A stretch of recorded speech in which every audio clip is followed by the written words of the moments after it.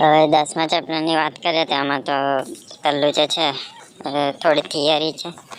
Okay, પછી જે બીજું છે એમાં પણ થિયરી છે, પણ જેમાં જે એમોનિયમ એમિનો એસિડ જે બને છે એનું જે થોડું સમીકરણ છે એ લખેલું છે. તો કે પહેલાં તો સીની જોડે ઓ આવી જશે અને આ બાજુ CH આવી જશે, નીચે આવી જશે NH2. આ બાજુ H બતાવી દઈશું ને આ બાજુ R બતાવી દઈશું, એની પ્રક્રિયા થશે. તો પહેલાં તો આટલો ભાગ તો સેમનો સેમ જ રહેશે. નીચે ખાલી NH2 હતું તો IOH અહીંયા આગળ આવી જશે તો બનશે NH3. બસ આ સમીકરણ આવી રીતે યાદ રાખ્યું છે. પછી બીજું છે ગ્લુકોઝનું પ્રક્રિયાઓ છે. ગ્લુકોઝમાં એવું પૂછી શકે છે કે ગ્લુકોઝમાં OHની જે હાજરી છે એવા દર્શાવતા ઉદાહરણો આપો કે એવું કંઈક પણ પૂછી શકે છે.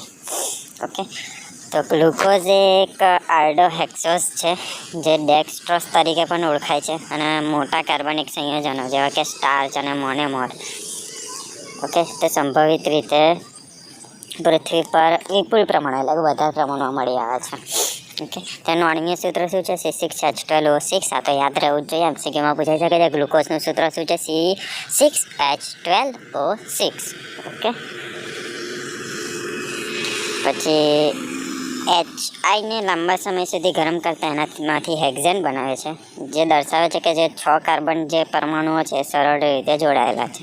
ઓકે, એ જે ગ્લુકોઝ છે એનું આ સૂત્ર પણ યાદ રાખવાનું. તો કે પહેલાં CHO આવશે, પછી CHOની જોડે H આવી જશે ને એમાં 4 આવશે, પછી CH2 અને OH, મતલબ કે અહીંયા આગળ 2 લખી દેવાના. બસ પહેલાં CHO, પછી CHO એવું ને એવું લખી દેવાનું પણ પાછળ H લખી દેવાનું અને આના આખામાં 4. પછી CHOH એવું ને એવું લખી દેવાનું પણ આ CHની જગ્યાએ CHની જોડે લખી દેવાનું 2. તો આવી રીતે અમુક વસ્તુ યાદ રાખવાની. બરાબર છે.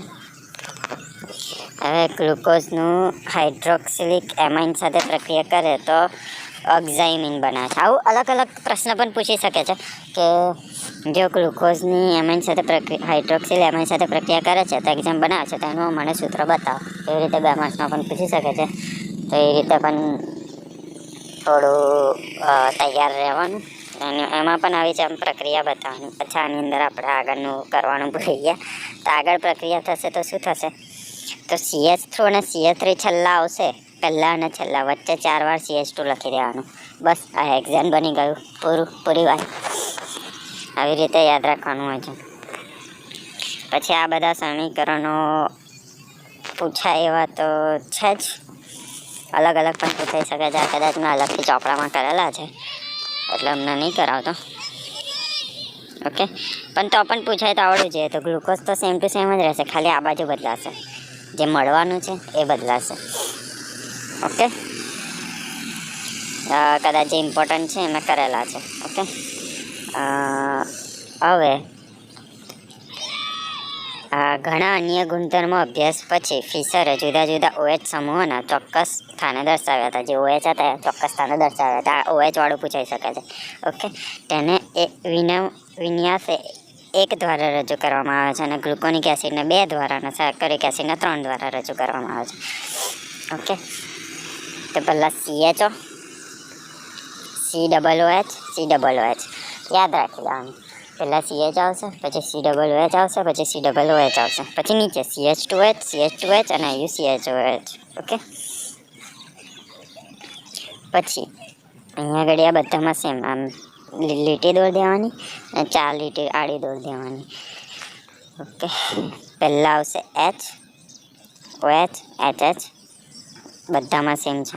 પછી OH ખાલી બીજામાં, મતલબ કે જો પહેલાં ત્રીજા અને ચોથામાં H અને OH જ છે, ખાલી બીજામાં HO અને H છે. ઓકે, એ યાદ રાખવાનું. તો આવી રીતે ખાલી યાદ રાખવાનું. હવે તો ખાલી આ ખાંડ અને સ્ટાર્ચવાળું હતું એ આની અંદર નહીં કદાચ, પણ આવું જ હશે, સમીકરણનું જ હશે. તો એ પણ કરી લેવાનું. આવી રીતે કંઈ પણ રીતે આમ યાદ રાખી લેવાનું. આવી રીતે આ પણ થિયરી છે ચક્રીયવાળું. આ ના લખીએ તો ચાલશે હમણાં, કેમ કે આની અંદર થિયરી વધારે છે. ઓકે, તો હાલ નહીં લખીએ તો પણ ચાલશે. ખાલી આમાં થિયરી જ છે એટલે જાતે કરી લેવાની. આવતો પછી ન્યુક્લિક એસિડનું બંધારણ છે. એની અંદર પણ થિયરી વધારે છે, થિયરી પણ કરી કેમ કે થિયરી વધારે લખીશું આની અંદરની તો પણ આપણને માર્ક્સ મળશે અને આની અંદરથી જે અમુક આપણને જો ફાવતું હોય તો અમુક આપણે જે સમીકરણો લખીશું તો આપણને ખાલી સારા માર્ક્સ મળશે. ઓકે, તો આ ન્યુક્લિક એસિડનું ખાલી આ બંધારણ છે. એમાં પહેલું છે એક ન્યુક્લિક એસિડ હોય તો એમાં શું થાય તો ઓક્સિજન છે, એની જોડે એક હાઇડ્રોજન, આ બાજુ 2 હાઇડ્રોજન, આ બાજુ OH અને આ બાજુ OH આવશે. ઓકે, આ હાઇડ્રોજન જોડે આવશે H2C અને OH આવશે એટલે કે HO. આવી રીતે ખાલી યાદ રાખવાનું છે. આ એક છે. પછી એના બંધારણો તો આટલું તો સેમ ટુ સેમ જ રહેશે. ઓકે, પણ આ ઓની જગ્યાએ આવી જશે PO ને O. આવી રીતે અમુક વસ્તુ યાદ રાખવાની છે.